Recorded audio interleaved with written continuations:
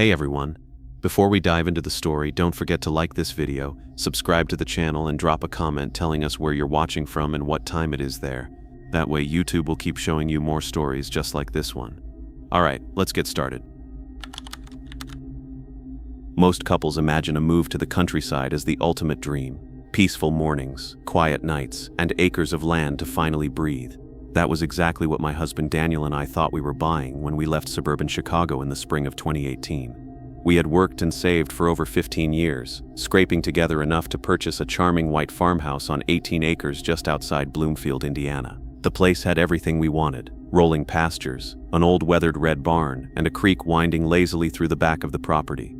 When we signed the deed, the realtor casually mentioned the neighbor to the south, Earl Whitaker, who had been farming the adjoining land for nearly 4 decades. "He's very protective of his property lines," she said with a laugh that didn't quite sound natural. That should have been our first warning.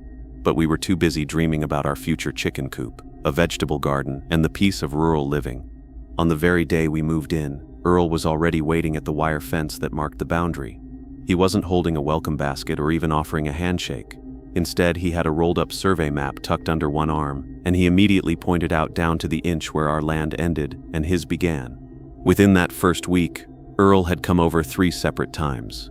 Each visit felt more intrusive. He'd appear without knocking, that survey map always in his hands, rattling off what he considered infractions.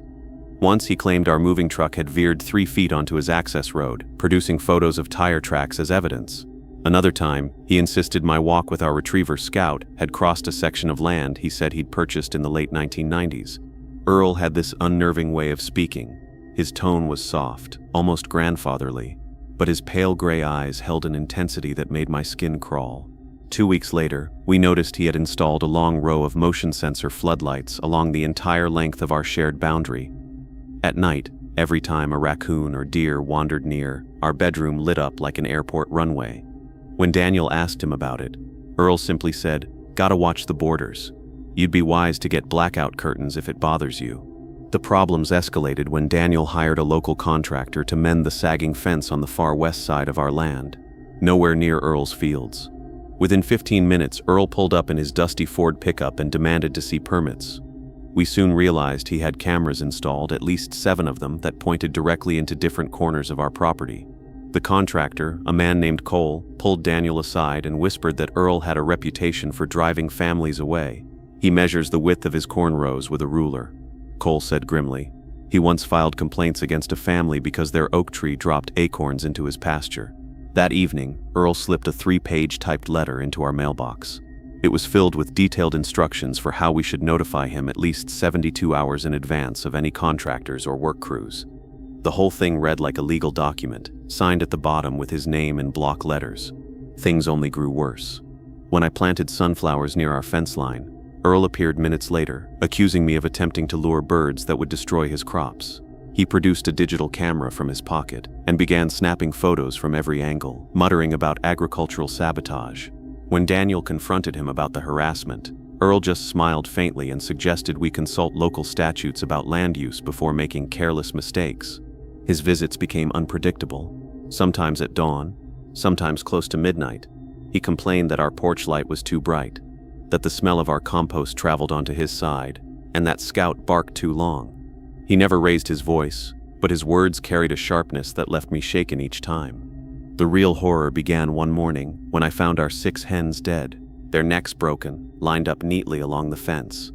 Each was placed exactly the same distance apart, measured, deliberate. Lying in the grass nearby was an old measuring tape, the initials EW etched into the metal casing. When Daniel confronted Earl, he found him polishing his boots outside his barn. Earl didn't deny it. Instead, he calmly explained that our chickens had trespassed repeatedly, and that in real farm communities, there were consequences. He even advised us to reinforce our fencing. We called the sheriff, but the deputy shrugged and said there wasn't proof. "Earl's been here longer than anyone," he said. "Never been caught doing anything illegal." The next night, one of Earl's new cameras crackled to life at 2 in the morning. His voice carried across our yard through a speaker, reminding us that Scout had barked for 4 minutes and warning us about county noise ordinances. Over the following days, he patrolled our fence every few hours, dragging a stick across the posts, creating a slow metallic scrape that echoed in the darkness.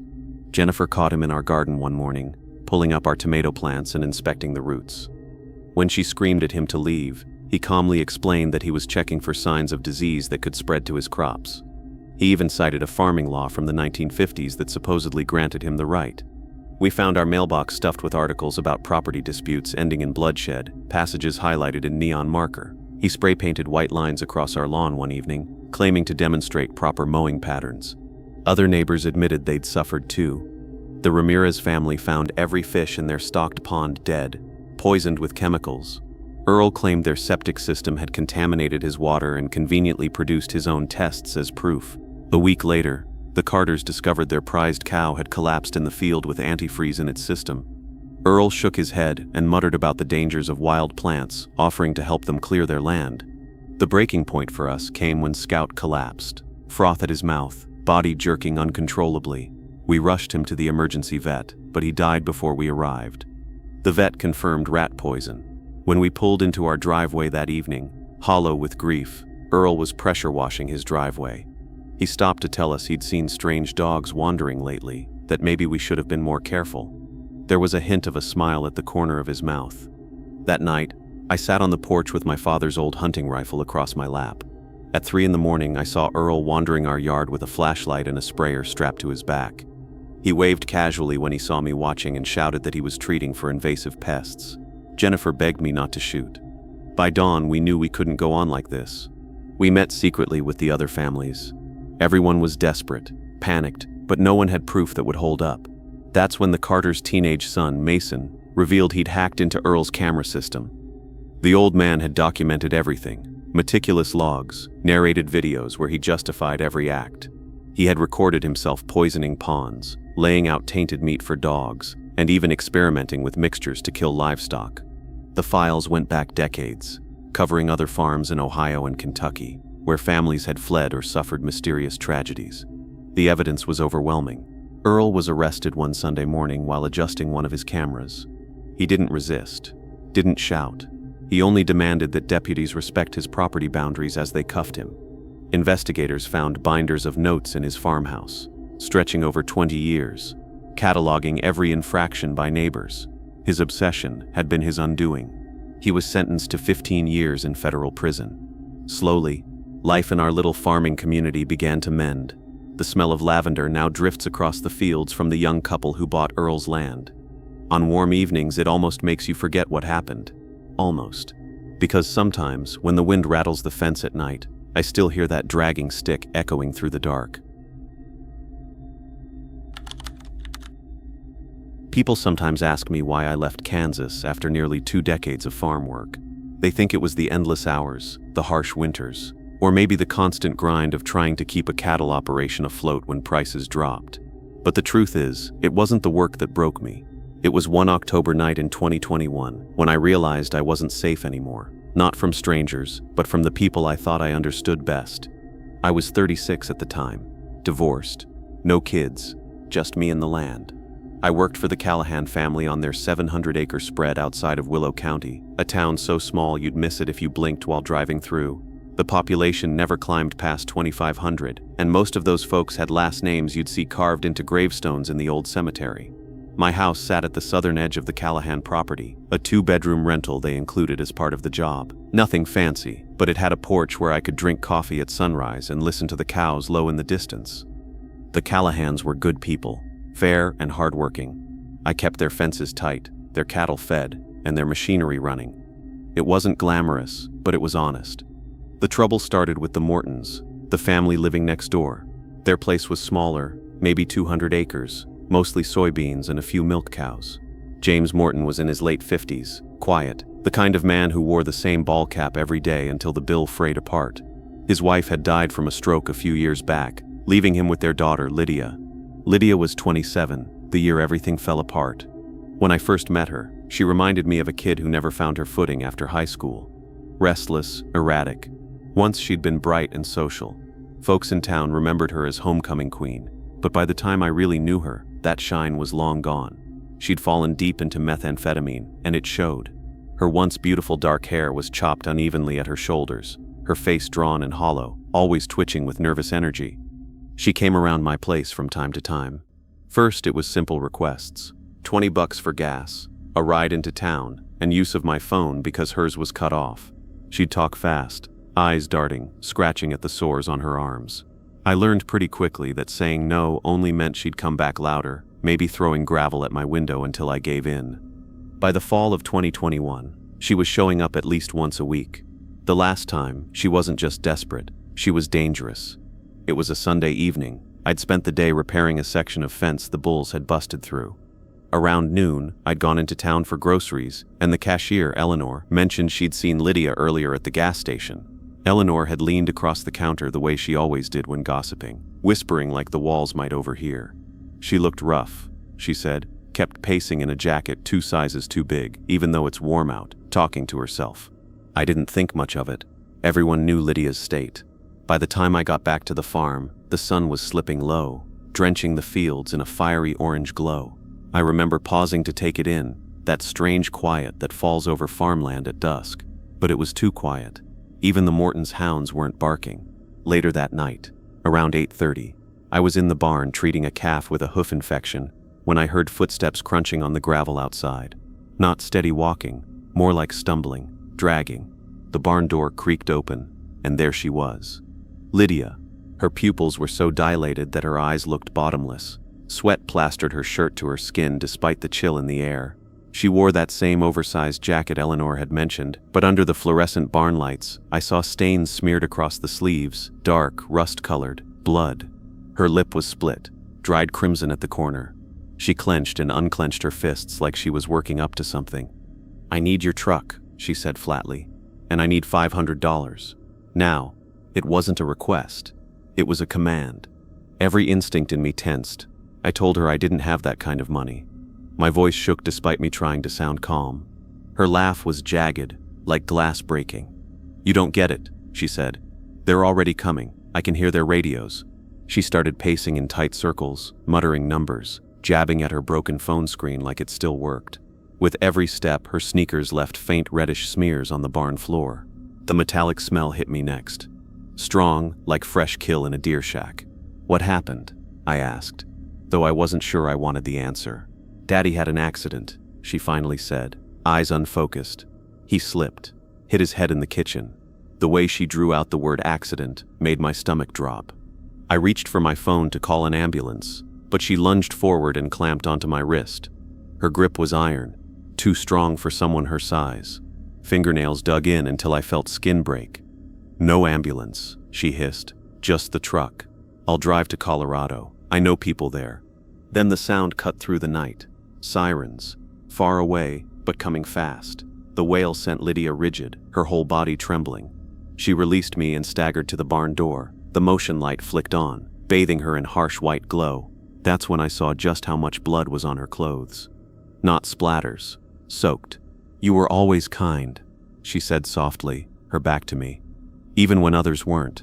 Remember when you fixed my car? Back when the radiator cracked in winter?" I did. That was years ago. Before the drugs hollowed her out. Before she became a ghost of herself. Then she bolted straight into the unharvested cornfield. Dry stalks crackled under her feet until the sound faded into silence. I stood frozen, heart pounding, until red and blue lights painted the clouds above the Morton's farm.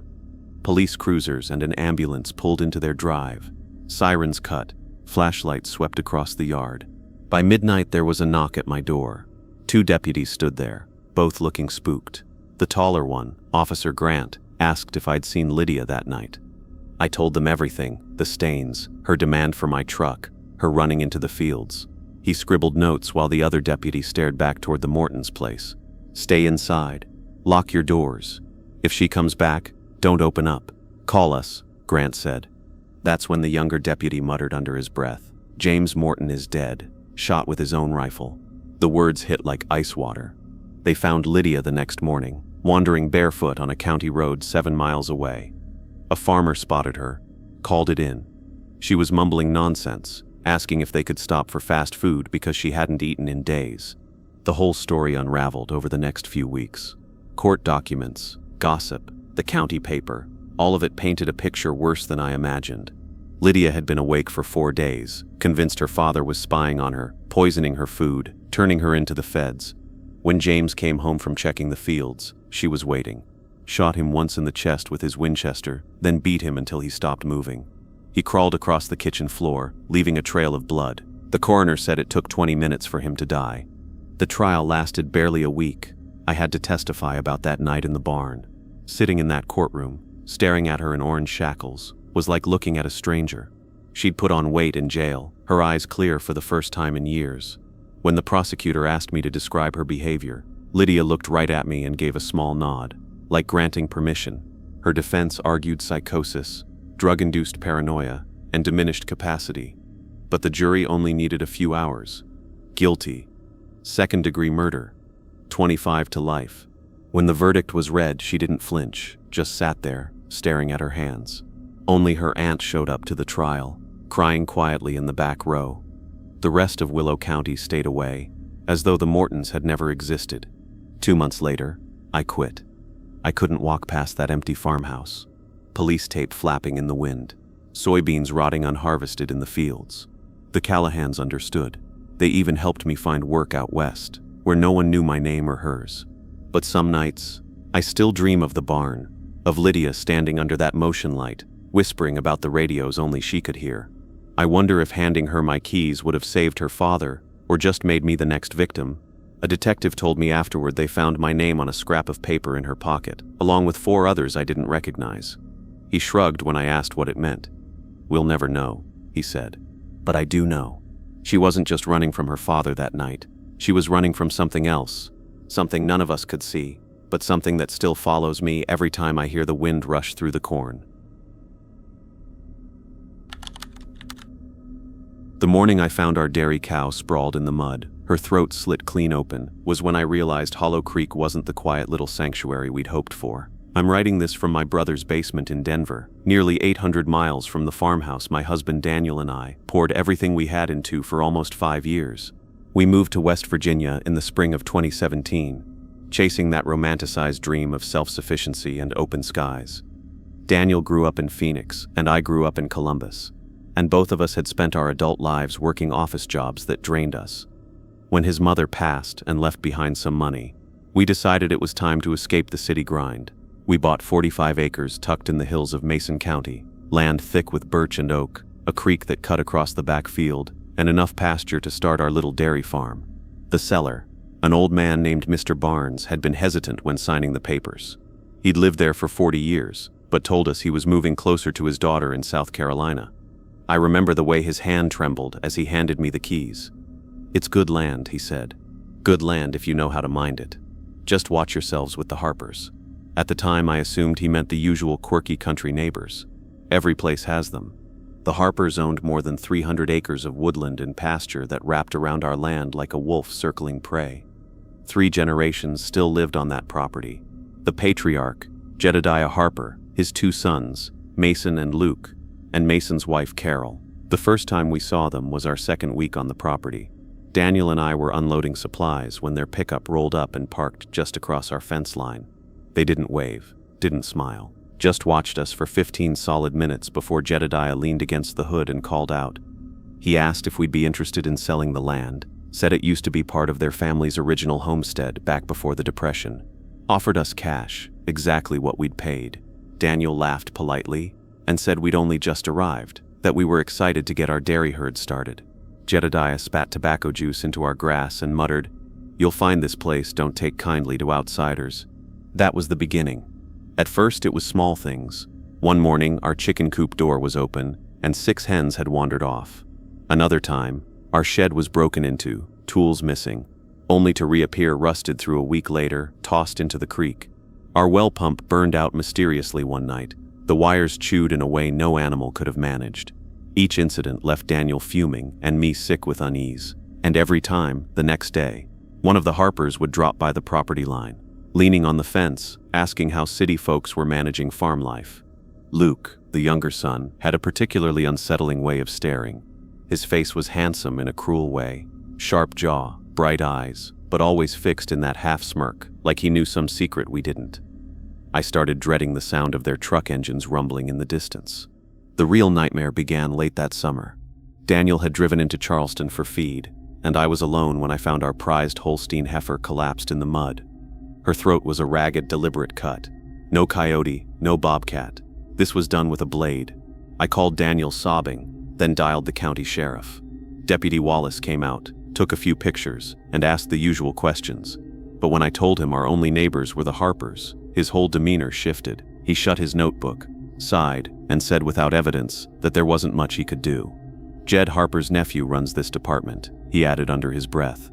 You might just want to think about security cameras if you're concerned. That night, Daniel sat in the kitchen with his grandfather's rifle across his lap. Neither of us slept. Around 2 a.m., headlights crept down our gravel drive. They stopped right at the edge of our yard, just out of range of the motion light, and idled there for 10 minutes before reversing back into the dark. The next morning, every row of corn, beans, and squash had been sprayed with some kind of chemical. 6 months of labor wiped out overnight. Scrawled across the pasture in lines of withered grass were 2 words: leave now. Daniel wanted to confront them immediately. I begged him not to, but by afternoon he was already driving up the rutted road to their place. Their farm looked like something out of a nightmare. Half-collapsed barns, rusted-out tractors, dogs straining at their chains until their throats wheezed. Jed came out first, followed by Mason and Luke, and Carol appeared on the porch holding a child I hadn't even realized lived there. Daniel told them he knew what they'd done, that we had photos and would go to the press. Jed walked up to his window so close that Daniel swore he could smell the rot on the man's breath. This ground, Jed whispered, ain't meant for strangers. Barnes knew it. Folks before him knew it. You don't. You'd best pack up before this land eats you alive. Luke appeared beside the truck, casually spinning a cattle prod in his hands. Mason leaned against the hood, his shirt lifted just enough to reveal the revolver in his waistband. Daniel came home pale and shaking, swearing he saw something feral in their eyes. 2 nights later, the real terror began. Motion lights tripped one by one, moving from the barn toward the house in a pattern too deliberate to be animals. Then came the sound of doors slamming open, panicked bleating from our goats, wings thrashing in the chicken coop. Daniel moved for the door, but I clung to him, sobbing, begging him not to go outside. We called 911, but dispatch claimed every available unit was tied up on a highway accident. The noises grew closer, footsteps across our porch, doorknobs rattling, then a low, eerie whistling, rock of ages drawled right outside our bedroom window. I pressed both hands over my mouth to stop from screaming. When daylight finally broke, we stepped outside to carnage. 3 goats were dead, laid in a row before the barn. The chicken coop was torn apart, feathers scattered, and most of the birds simply gone. Sunday was spray-painted across the side of our barn in crude red letters. Our well reeked of oil, and tied to the front gate, swinging in the morning breeze, was a dead fox with a note stapled to its fur, "You're next." This time, the sheriff himself arrived. Sheriff Harper, Jed's nephew. He looked over the slaughter with all the concern of a man examining a broken lawnmower. "Looks like coyotes got bold," he said. When Daniel showed him the spray paint and the note, he smirked. "Could be insurance fraud. Be a shame if we had to investigate you folks instead." That afternoon, we packed everything we could fit into my Subaru and left. Daniel's truck was useless, tires slashed, engine filled with sand.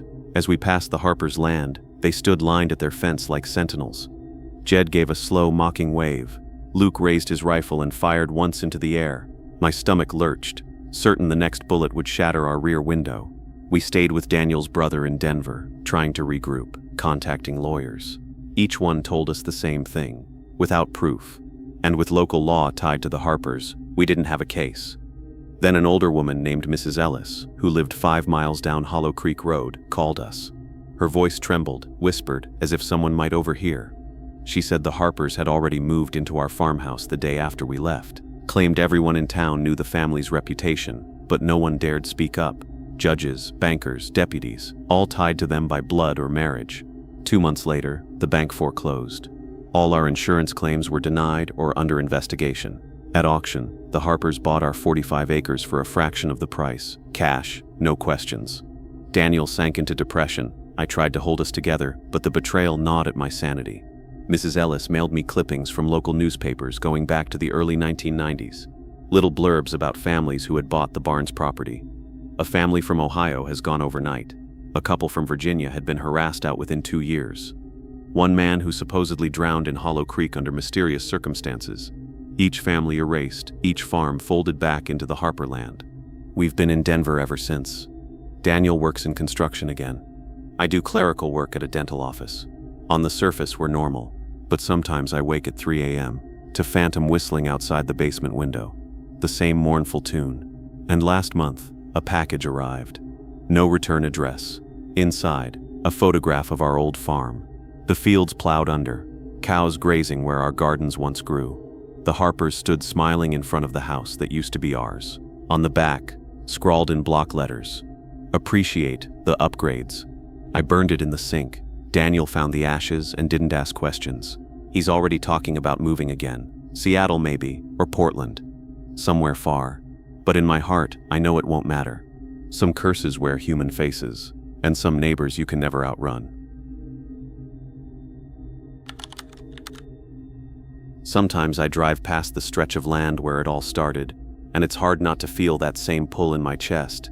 It was supposed to be a normal day. I was 36, running my family's soybean farm in southern Oklahoma after my older brother moved to Dallas and wanted nothing more to do with agriculture. The land had been in our family for generations, close to 900 acres, steady enough to keep us comfortable. My wife Emily and I had been married 12 years, and our daughter and son were both in elementary school. Life was predictable in the way farm life usually is. Wake up before the sun, check the machines, mend whatever broke, work until your back ached, then fall into bed exhausted. That Thursday morning started with coffee on the porch, watching the light stretch across the fields. I couldn't have known that by nightfall, I'd be boarding up the doors, shotgun in hand, praying we would all make it through until dawn. The Millers owned the property to the west. Their place had been there just as long as ours, maybe longer. No one really knew where the exact line between us was supposed to be. The old boundary markers from the 1880s had disappeared decades ago, and the county records were a mess. Both families had papers claiming a strip of land about 40 feet wide and half a mile long. It didn't sound like much, but that strip had the richest soil in the area and direct access to Dry Creek, which never ran empty, even in the hottest summers. For decades, we had lived under a tense but quiet truce. Nobody worked that strip. Nobody fenced it. Everyone pretended it wasn't there. But that morning, as I finished my coffee, something caught the sunlight. A row of brand new steel fence posts marching straight down the disputed ground. I drove the pickup over, heart thumping. The closer I got, the more certain I was. The posts were solid, industrial grade, with spools of fencing ready to be strung. Caleb Miller, the oldest of the Miller sons, was out there with 2 hired hands. Caleb was around my age but heavier, with broad shoulders, close-cropped hair, and eyes that always seemed to carry a challenge. He'd served in Iraq and came back different. Folks in town said he had trouble settling back into normal life. When he saw me pulling up, he straightened slowly, like he'd been waiting for this. The workers kept stretching tape between posts, but they watched carefully. The air was humid, heavy with the buzz of insects, but somehow everything felt too quiet. "Morning, neighbor," Caleb said. The word neighbor came out sharp, almost like an insult. He wore a gray t-shirt stained with sweat, and there was a tattoo on his forearm I didn't recognize. Military unit, maybe. His hands were filthy with dirt, and he flexed them as he spoke. "Dad decided we're done playing games," he said. "Had a new survey done last month. Licensed crew from Oklahoma City. Paperwork says this strip is ours. Always was." He pulled a folded document from his back pocket and waved it. I could see the gold seal, but he didn't let me touch it. I told him we'd need to see the paperwork ourselves, maybe run it past our lawyer. That's when the friendliness vanished. His whole expression hardened, and he stepped closer, close enough I could smell tobacco and sweat. "Your family's been stealing for decades," he said flatly. "Taking water you had no right to, planting where you shouldn't. My grandfather was too kind to stop it. My father wasted years trying to be civil. But me, I'm not them." One of his men dropped a post with a metallic thud. Caleb didn't flinch. He pulled out his phone and snapped pictures of me standing there. "For the record," he said, "don't try anything stupid. We've got cameras watching the place now. Night vision. Every inch covered." By noon, half the fence was already up, an ugly scar across the ground my grandfather had worked with his own hands. From our kitchen window I could see it stretching like a wound across the land. Emily kept the kids inside, nervous, lips pressed thin. That afternoon, I went to move the tractor to another field, but the smell hit me before I even reached the shed. Diesel, strong and overwhelming. The John Deere's tank had been drilled clean through, hundreds of gallons spilling into the dirt. The rainbow sheen spread across the ground, seeping deep. Deliberate, no doubt. I called the sheriff's office. Deputy Hall came out, took pictures and filled out a report. But with no cameras, no proof, there was nothing he could do. Could have been kids messing around, he said, though we both knew better. Everyone in town knew Caleb Miller had a temper. Later, Emily called me crying. She'd gone out to feed the chickens and found them all dead. Dozens of hens and the rooster, scattered like trash. No blood, no signs of predators. The water trough reeked of chemicals. Poison. Emily had been proud of those chickens, selling eggs on weekends at the market. She and the kids had named them all. Now they were just bodies we couldn't even bury for fear of poisoning the groundwater. As she told me this, I found a note tucked under my truck's wiper. Fences make good neighbors. Sorry about the birds. Stubborn folks see worse. I sped home, heart pounding. Emily had already pulled the kids out of school and locked the doors. Another note was nailed to the barn door, deep into the wood. Midnight. Drop your objections. Shame if your well turned foul. Our well went 180 feet deep and fed our house and irrigation lines. If they ruined that water, we were finished. By evening, I'd had enough. I called my younger brother Mark, asked him to bring his rifle, called 2 cousins who had served in Afghanistan, told them to come with whatever they had. These weren't violent men, but they were family. That still meant something. We organized shifts. Someone by the well, someone near the shed, someone walking the perimeter with our German shepherd, Max. The dog was restless, growling at shadows. Just before sunset, Max went crazy near the property line. Mark and I ran with flashlights and found fresh tire tracks, and 5 dead crows lay in a circle around a wooden stake. Their eyes had been gouged out. Another note, last chance. At 11:45 p.m., everything went silent. No crickets, no frogs, not even the wind. Max froze, ears forward. Down the access road, dim headlights crawled closer. 3 vehicles, 2 pickups and an old Suburban. They rolled slowly, engines low. They stopped about 100 yards from the house. Engines idling, figures stepping out, cigarette tips glowing. My cousin, using night vision, counted 8 men. Some carried rifles, others held jerry cans. We had the defensive spot, but they had numbers. Mark chambered a round in his rifle, the sound echoing across the fields. The men froze. Voices muttered. Caleb's voice rose above them. Just want to talk, neighbor. No reason for anyone to get hurt. But they didn't move closer. For 10 tense minutes, they stood by their trucks, shining flashlights toward the house, the barn, the well. Then as suddenly as they came, they got back in their vehicles and sped off, taillights glowing red in the dust. We waited all night, jumpy at every sound. The next morning, something I didn't expect happened. Thomas Miller, Caleb's father, showed up alone at our door. He looked pale, older than I'd ever seen him. His hands trembled as he held his cap. I didn't know, he said quietly, about the chickens, the tractor, none of it. Caleb, he hasn't been right since he came back. This morning I found the cans in our barn, the receipts for the poison, the cameras. He pulled an envelope from his jacket, handed it over, $20,000. For the damage, the fuel, the birds, and more. Caleb's already on a bus to his uncle's place in Arizona. If he comes back, he's out of my will. He glanced toward the disputed strip where the fence cut the earth. I'll pull it down. Today. We'll leave it alone. Maybe someday our grandchildren can figure it out. I wanted to be angry. I wanted justice. But looking at the broken man in front of me, I only felt tired. We accepted the money, watched as Thomas spent the day tearing out fence posts by himself. Caleb's hired men were gone. We used part of the money for a full security system, cameras, motion sensors, and lights. We never saw Caleb again, though sometimes cars would slow near our line, and I'd wonder. The disputed land grew wild again, grass and wildflowers reclaiming it. 2 years later, the Millers sold their property to an agribusiness from Texas. Thomas died of a stroke within the year. Folks said it was the stress, the shame. I still farm my family's ground, still check the cameras every night. And sometimes when I walk near that forgotten strip of land, I think about how thin the line is between being a neighbor and being an enemy.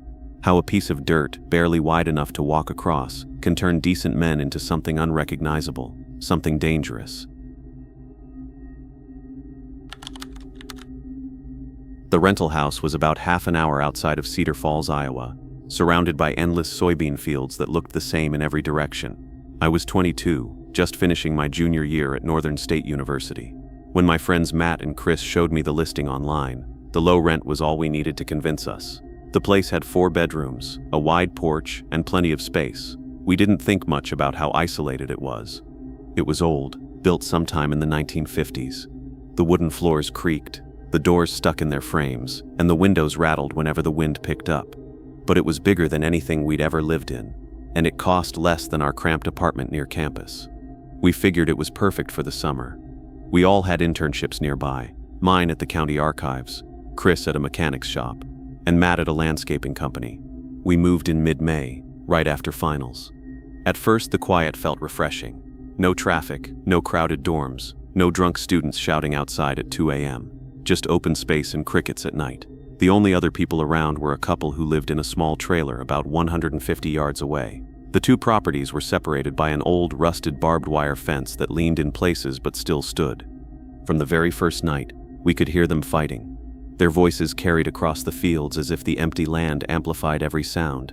The man had a deep, gravelly voice, almost like he was growling.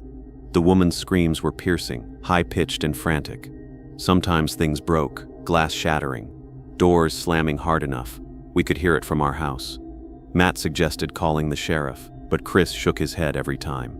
"Not our business," he said. "Last thing we need is to start a war with people like that." I agreed. They seemed unpredictable, and we didn't want enemies when they were the only neighbors for miles. By the time June rolled around, we had settled into a routine. I spent most of my days at the archives, flipping through dusty files in a hot basement with a fan that barely worked. Chris came home with grease on his hands every night. Matt usually dragged himself in after 10 hours of mowing lawns and trimming hedges. We cooked simple dinners, argued about dishes, and tried to ignore the shouting next door. The night everything went wrong started hot and sticky. The forecast promised thunderstorms, but the sky never delivered. By the time I got home from work, sweat was soaking through my shirt. The window unit in my room had died the week before, and the landlord kept saying he'd send someone to look at it. Dinner was pasta again, Matt's specialty. Chris sat on the porch smoking and scrolling through his phone, occasionally laughing at videos.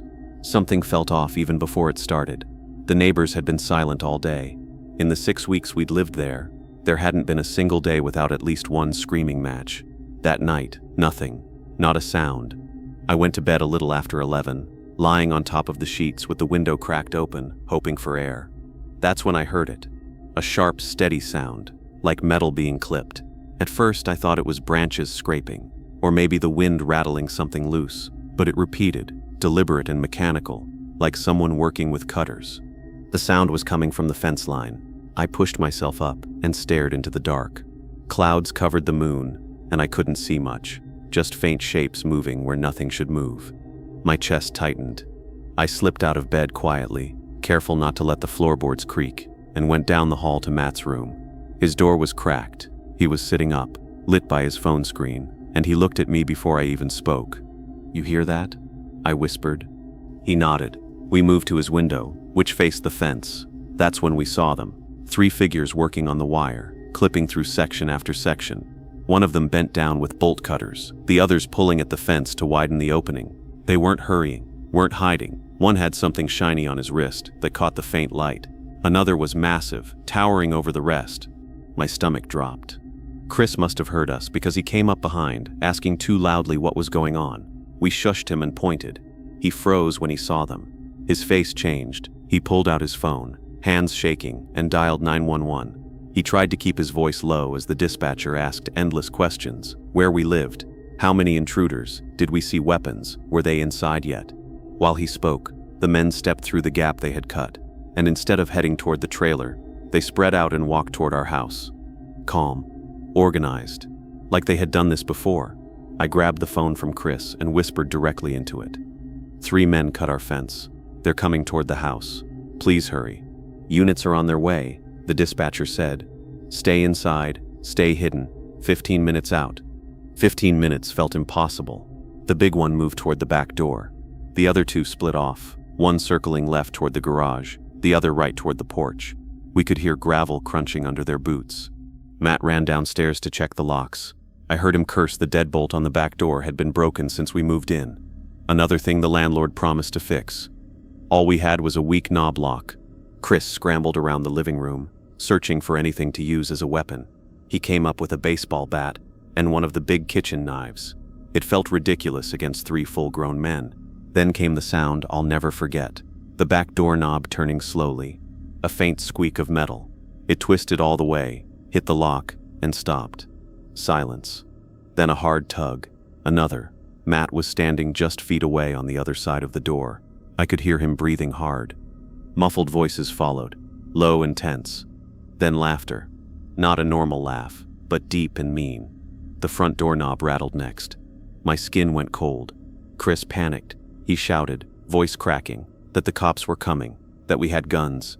It only made things worse. The men started pounding on the doors front and back, shaking the whole house. Wood splintered.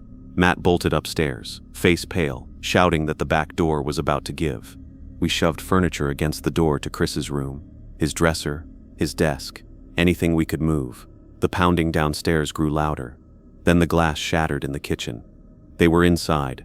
Heavy boots stomped across the floor. The 3 of us pressed against the barricade, hearts racing, voices echoed from below.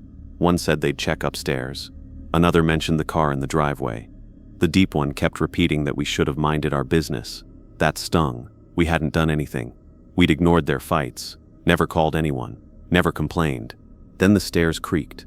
Slow, heavy. Someone was coming up. Chris sobbed into the phone, begging the dispatcher to hurry. Matt held the baseball bat, white-knuckled. I stood against the dresser, every muscle locked. Breathing came from the other side of the door. The knob rattled, then a shove against the barricade. The dresser slid an inch. We pushed back, straining. Another slam. The desk scraped across the floor. A gap opened just wide enough for me to see.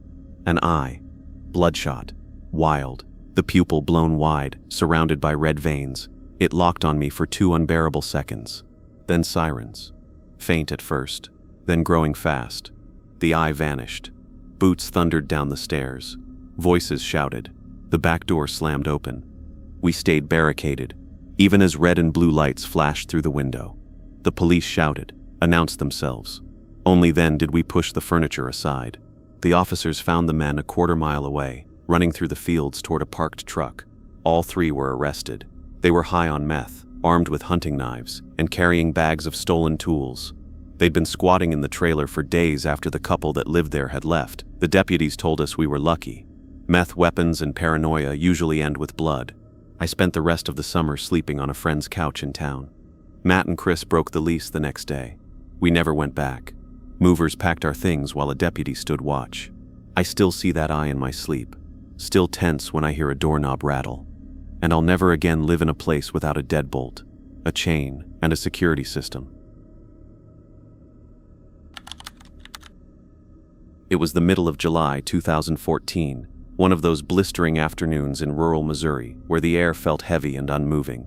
I was 13 years old, staying home on our family's property outside of Maple Hollow, while my mom drove into town for groceries and my dad was still at work. The nearest store was almost 25 minutes away, and our road didn't see much traffic beyond a neighbor here and there. I sat on the porch with a library book, something simple about kids on a camping trip, while our black Labrador, Buddy, lay stretched across the steps. The cicadas were screaming, the kind of sound that made the whole yard vibrate. Sweat trickled down the back of my neck. That's when I noticed someone coming up our driveway. At first, I felt relieved. It was Mr. Harlan, a man I recognized from church. He was in his early 60s, tall but slouched, with thinning white hair and a lined face that always looked tired. He owned the feed store in town and had slipped me peppermint candy a few times when I tagged along with my mom. I trusted him the way kids do when an adult has been around long enough. "Afternoon," he called, raising a hand. His plaid shirt was untucked, his jeans looked dirty, and sweat stains darkened his armpits. When he reached the porch, he asked if my parents were home. I told him they weren't, and he gave a polite nod before asking if he could use the phone. He said his truck had broken down about a mile up the road, and his cell battery had died. That made sense. Service around here was unreliable. I let him inside. The landline hung on the kitchen wall, just above the counter, crowded with unopened mail and school projects. Mr. Harlan walked with me, but when he picked up the receiver, he didn't dial.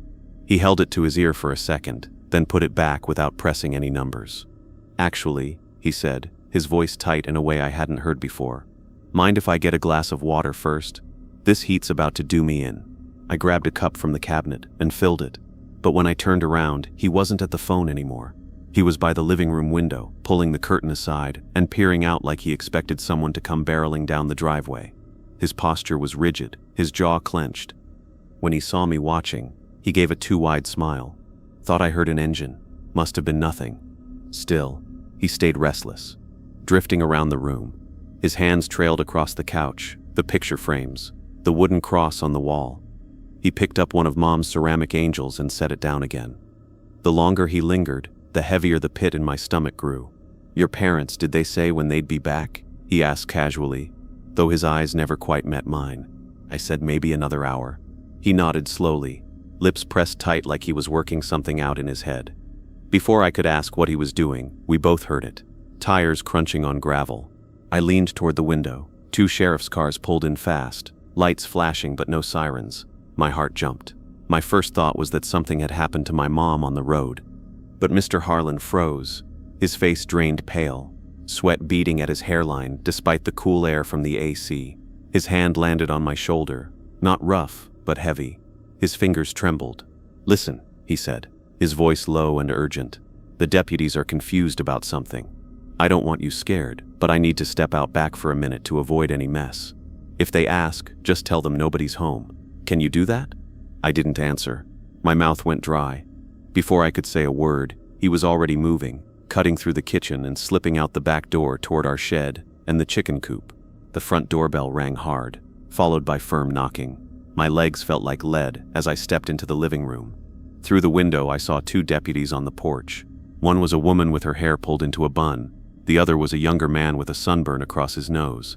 They stood in that stance cops have, casual but ready. The woman spotted me and waved gently through the glass, mouthing, "It's okay." I opened the door, not sure what else to do. She crouched a little, bringing her eyes to my level. "Hi, sweetheart. I'm Deputy Rowe. This is Deputy Hayes. Are your parents home?" I shook my head. "No adults here with you?" she asked softly. I hesitated. For just a moment, I thought about lying like Mr. Harlan wanted, but the pause was long enough that Deputy Hayes caught it. His eyes narrowed slightly, flicking toward Rowe. "Would you mind if we came inside?" Rowe asked. I stepped back, and they entered. The moment they crossed the threshold, I saw their gazes sweep the room, sharp and deliberate. They noticed things I hadn't: the back door slightly open, muddy boot prints on the wood floor, the untouched glass of water on the counter. Rowe kept me near her, asking gentle questions. Had anyone been here today? Did I know a man named Walter Harlan? Did he hurt me? Did he say anything strange? I stammered, admitting he'd been there, that he asked to use the phone, that he went out back when the patrol cars pulled in. Hayes moved through the house, clearing each room with a hand on his holster. He returned a minute later, murmuring to Rowe. She nodded, lifted her radio, and called for backup to check the property's outbuildings. Through the kitchen window, I saw the barn door cracked open just enough. My throat tightened. That was where he'd gone. Within minutes, more deputies arrived. They spread across the yard like they'd rehearsed it, surrounding the barn. Rose stayed with me in the living room, her voice calm, though her hand never left the radio clipped to her vest. One deputy with a megaphone called out, "Walter Harlan, step out with your hands where we can see them. We need to talk." For a long moment, nothing moved. The cicadas buzzed louder. The silence after each command pressed down like a weight. Then, finally, the side door of the barn creaked open. The one that usually stuck so bad you had to shove your shoulder into it. Mr. Harlan stepped out slowly, hands lifted. Even from inside the house, I could see the tremor in his arms, the sweat dripping down his face. Deputies closed in, quick but careful. They cuffed him and led him toward the cars. As they passed the kitchen window, he turned his head. His eyes locked on me. His expression wasn't anger, wasn't fear. It was something worse. Disappointment, like I'd betrayed him. Rowe noticed. She gently angled me away from the glass. "Want to call your parents?" she asked. My throat was so tight I couldn't answer, so I nodded. My mom came home less than half an hour later, flying out of her car and hugging me so tight I could barely breathe.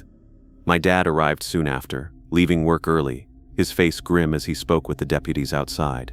That night, over Chinese takeout because no one wanted to cook. My parents explained what Roe had told them. Mr. Harlan had been under investigation for months. He'd stolen from several small businesses in town, quiet withdrawals, double invoices, skimming from accounts he managed for older customers who trusted him, nearly $60,000 over 5 years. That morning, an employee finally caught it and called the sheriff. Harlan must have seen the patrol cars when he drove by his own house and panicked. He ditched his truck, walked across back roads, and chose our farm to hide in. He probably figured I'd let him in without question. The deputies said he'd been carrying a small handgun in his waistband when they cuffed him. They told my dad it was lucky he hadn't tried to use it. Lucky he came out instead of making it worse. That stuck with me. Because when I thought back on how he moved through our house, restless and sweaty, it hit me that he could have done anything in those minutes before the patrol cars arrived. I was a kid alone, and he knew it. He went to prison the next spring. The church whispered about it for a while. People trading stories about signs they'd ignored. My parents added new locks, bought cameras, and gave me a phone earlier than planned. But the biggest change was inside me. I never looked at familiar adults the same way again. The man who handed out candy and sang hymns had used that trust as cover. Sometimes when I drive past our old barn, I picture him slipping inside that day, crouching among the hay bales while deputies closed in, and I think about how thin the line is between the people we believe we know and the reality waiting underneath when they're desperate. I was born and raised in a small town tucked away in the flatlands of eastern Arkansas. It was the kind of place where everybody knew who you were, what truck you drove, and when you last mowed your yard. People didn't lock their doors much, and the diner on Main Street still ran a tab for half its customers. Life moved slowly, almost too slowly sometimes, and you could tell when something wasn't right, because even the silence felt different. At the time this happened, I was 19 and working part-time at Walker's Supply, the only feed and hardware store within 30 miles. Farmers came in steady, picking up seed, fertilizer, nails, and tools. My boss, Mr. Walker, said the store was the heart of town because it's where everybody's business seemed to spill out, whether you wanted to hear it or not. That's where I first noticed the change with the Mercer family. Caleb Mercer lived out past the levee, near the cypress woods where the road narrowed down to one lane. He was in his 40s, built thick from farm work, and not much of a talker. His wife, Emily, was the opposite, friendly, always smiling, usually with her 2 kids, Abby and Luke, tagging along. Emily sold pies and preserves at the Saturday farmers market, and she had a way of lighting up the whole space just by being there. People liked her, plain and simple. That's why when Emily stopped showing up, people noticed. At first, no one said much. Sometimes families skipped the market if crops needed tending. But weeks went by, and still no sign of her. The bright scarves she always wore, the ones that made her stand out in a crowd, weren't anywhere. Even the kids stopped coming with Caleb to town. Instead, he showed up alone, buying feed and supplies with short answers and a hard look in his eye if you asked anything extra. I kept thinking back to the last time I saw her. It was early spring, maybe March. She came into the store by herself, carrying a grocery list. Her smile looked thinner that day, her steps slower. When she leaned over the counter to pay, I saw a bruise along her wrist, fading yellow and purple. She noticed me noticing, and she tugged her sleeve down quickly. I didn't say anything, just rang her up and handed her the bag. She thanked me quietly and left. That image burned into me, and when she didn't come back, it wouldn't leave my head. Rumors grew fast. Folks living near the Mercers swore they heard shouting from their farmhouse late at night, loud enough to carry across the fields. One neighbor said they saw Emily outside a few nights later, standing by the clothesline, looking pale and thin like she hadn't slept. Another swore they heard a crash, then nothing but silence thick enough to make the dogs howl. Still, nobody wanted to accuse Caleb outright. He had a reputation for temper. A year earlier, he'd nearly come to blows with a man from the next farm over about grazing rights.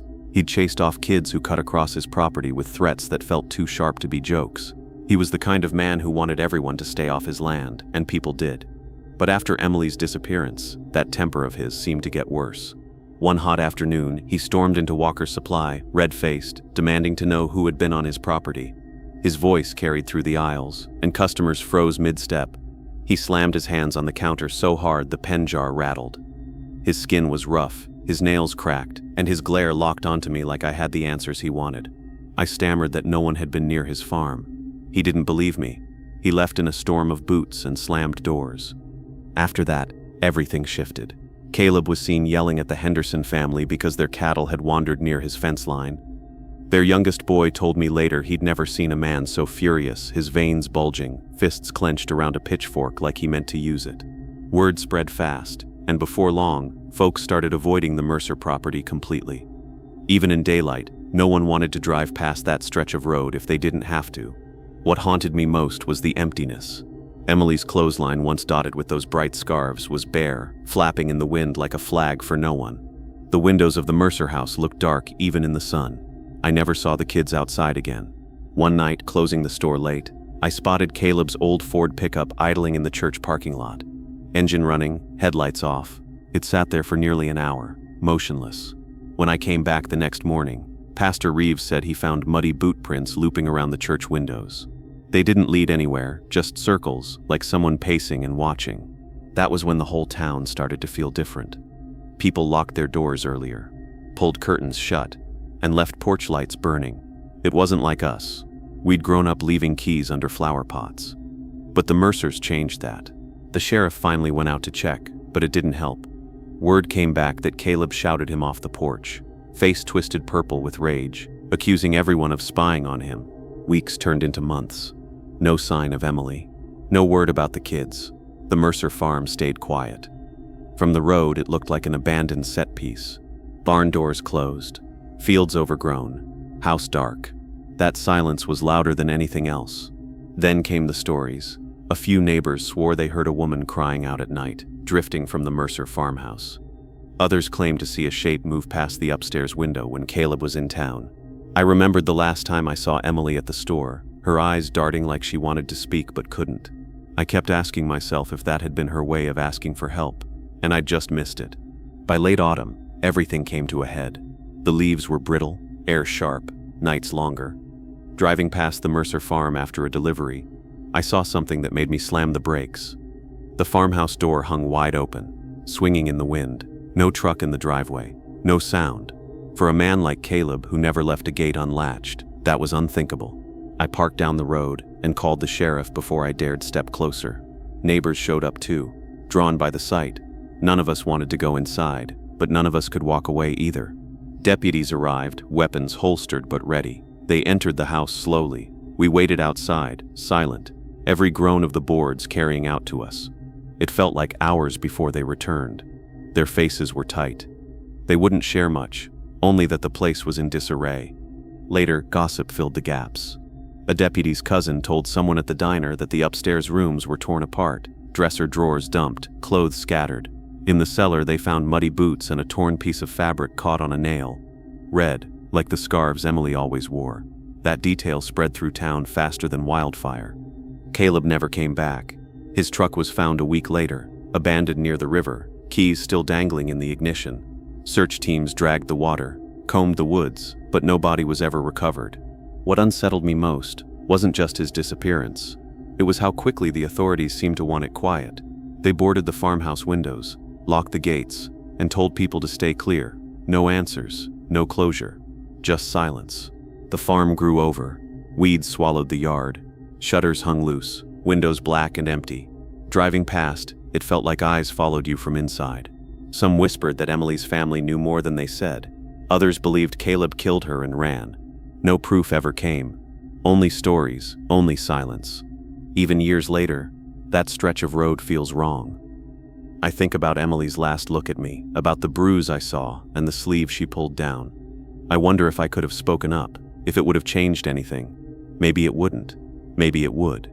What I do know is this: both of them vanished, leaving behind a farmhouse that feels haunted not by ghosts, but by secrets buried too deep for anyone to admit. And every time I drive past that land, I swear the air gets heavier, like the truth is still there, waiting. Most people think moving to the countryside means peace, wide open land, and neighbors who keep to themselves. That's what my wife Claire and I imagined when we bought a small ranch house in northern Kentucky in 2019. We'd both grown tired of the noise of Louisville and wanted quiet nights under the stars. We found a 15-acre property with an old ranch-style home and a small barn. It needed work, but it was affordable, and we thought it would be the place to start fresh. Our real estate agent mentioned our neighbor to the south, a man named George Whitaker, who owned nearly 80 acres. She said he was a stickler about property lines, but had never caused trouble as long as people respected boundaries. That sounded harmless enough. If anything, I assumed it meant he'd be private, like us. The day we moved in, George was waiting at the fence line. He was tall, thin, with gray hair and wire-rimmed glasses. He carried a rolled-up survey map and introduced himself by pointing out exactly where our land ended. He tapped the wooden stakes in the ground and said, "Don't go past here. This fence has been here since 1974, and I intend to keep it that way." His tone wasn't friendly, but I brushed it off. Rural folks could be blunt. Claire said later that she felt uneasy about the way he stared at us, like he was studying our every move. Within the first week, George came over 3 different times. Once to tell us our moving truck had cut across the corner of his gravel lane, leaving ruts. Another time, he said Claire's car was parked too close to the shared boundary. The third time, he claimed our barn light shone onto his hayfield and disrupted the natural order. Each time, he carried that survey map, folded and creased from years of use, and pointed to sections like an attorney presenting evidence. By the end of our first month, George had installed motion lights along the entire southern edge of our property. At night, they lit up like stadium floodlights whenever a raccoon or deer wandered by. Claire couldn't sleep because the light poured into our bedroom. When I asked George if he could adjust them, he told me bluntly, "This is for monitoring. If it bothers you, put up darker curtains." A few weeks later, I noticed small black cameras attached to trees near the fence line. All pointed toward our house. I counted at least 5. When I asked him about them, he said, "They're wildlife cameras. Don't flatter yourself. Nobody's watching you." But I didn't believe him. One Saturday in May, Claire decided to plant a row of roses along the front side of our fence. She loved gardening, and it made the property feel more like ours. Within an hour, George appeared. He walked right up to Claire and told her the flowers would attract pests that might damage his soybeans. Claire tried to laugh it off, but George didn't smile. Instead, he took out his phone and snapped dozens of photos of the roses, muttering about violations. That night, he left a letter in our mailbox. It was 2 full pages, typed, with citations from obscure county codes about nuisance plants and encroachment. At the end, he demanded that we remove the roses within 7 days. We didn't. The next morning, we found every rose bush yanked out of the ground and laid neatly in a pile by the fence. The soil around them was still damp, like it had been watered hours before. After that, George seemed to be everywhere. We'd wake up at dawn and see him pacing the fence line with a clipboard. At night, his lights would click on and off, sometimes staying lit for hours. He started walking past our property at odd hours with a long stick, dragging it against the fence posts. The scraping sound carried through the still night air like nails on a chalkboard. Claire said she saw him standing at the edge of our vegetable garden one morning, crouching to inspect the soil. When she asked what he was doing, he calmly replied, "Just making sure diseases from your plants don't spread." It was unnerving, but when I called the county sheriff, the deputy told me there was nothing illegal about a man walking his own property. Claire said she saw him standing at the edge of our vegetable garden one morning, crouching to inspect the soil. When she asked what he was doing, he calmly replied, "Just making sure diseases from your plants don't spread." It was unnerving, but when I called the county sheriff, the deputy told me there was nothing illegal about a man walking his own property. We had 2 goats and a black lab named Scout. They were the heart of our little farm. One morning in June, I went out to feed the goats and found them missing from their pen. I panicked, searching the property. I finally found them tied neatly to a fence post at the far edge of George's land. They were unharmed but visibly stressed, bleeding and pulling at the ropes. When I confronted George, he said, "They were wandering onto my property. Can't have that. Next time I won't be so kind." 2 weeks later, Scout began vomiting violently after playing in the yard. The vet confirmed he had ingested poison, likely rat poison. He survived, but just barely. Claire was furious, convinced George had done it. I wanted to believe maybe Scout had found something else, but deep down I knew. By midsummer, our other neighbors had grown distant. The Carters, who lived west of us, stopped waving when we drove by. The sheriff avoided our calls. It became clear George had lived here longer than anyone and carried influence. He whispered rumors about us, painting us as reckless newcomers who didn't respect the way of the land. We felt trapped. Every day the tension grew. It was late August when things turned darker. One morning, Claire found our chicken coop destroyed. The wire was cut clean through, and all 4 chickens lay dead, their bodies lined up in eerie precision, beaks pointing toward George's field. There was a measuring tape left on the ground, with initials GW scratched into the side. I marched to George's property, but he was already in his garage, calmly sharpening tools. He didn't deny it. He just looked at me with those cold gray eyes and said, "Animals are responsibilities. Fail to control them, and someone has to enforce order." I called the sheriff again, but once more, nothing happened. No proof, they said. That night, George installed a new camera pole right at the fence, this one with a speaker system. At 3 a.m., his voice boomed into our bedroom through the speaker. "Noise ordinance. Your dog has been barking for 5 minutes," Claire cried that night, begging me to leave. I told her we couldn't. All our money was in this house. That night, George installed a new camera pole right at the fence, this one with a speaker system. At 3 a.m., his voice boomed into our bedroom through the speaker. "Noise ordinance. Your dog has been barking for 5 minutes," Claire cried that night, begging me to leave. I told her we couldn't. All our money was in this house. Soon after, we discovered the Carter's cattle had been poisoned. The veterinarian found antifreeze in their water trough. A week later, the Myers, another family nearby, had their well contaminated with pesticide. Each time, George denied involvement but offered unsolicited advice on how they could better protect their property. Finally, 5 families gathered in the Carter's barn one night. We compared stories and realized George had been systematically targeting all of us for years, always careful to avoid direct evidence. The Carters admitted they'd considered moving, but feared selling would only bring new victims. We had to find proof. Claire had already been recording George with her phone whenever he appeared, but it wasn't enough. The Carter's son, a college student named Alex, offered to help. He had some background in tech and claimed he could hack into George's camera feeds. 2 weeks later, Alex came back with a hard drive. What he found was sickening. George had recorded himself poisoning the Carter's cattle, narrating how the antifreeze would teach them about proper containment. Another video showed him scattering bait laced with poison along our fence, muttering about solving the dog problem permanently.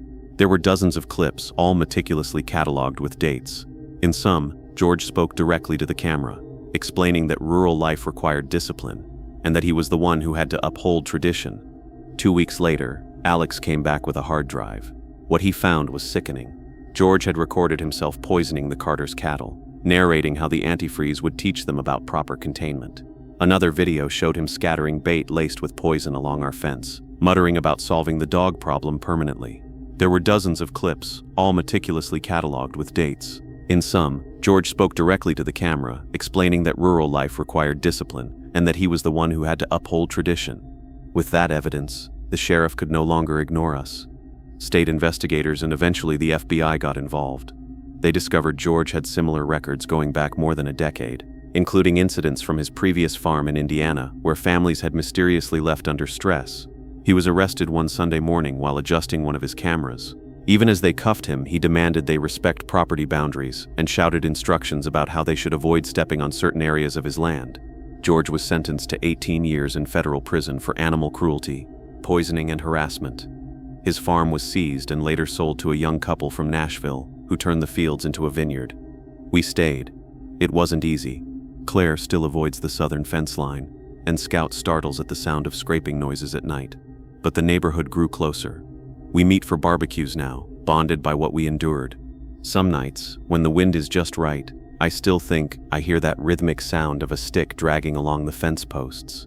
But when I look out, it's only the trees swaying in the dark, and I remind myself that George Whitaker is locked far away.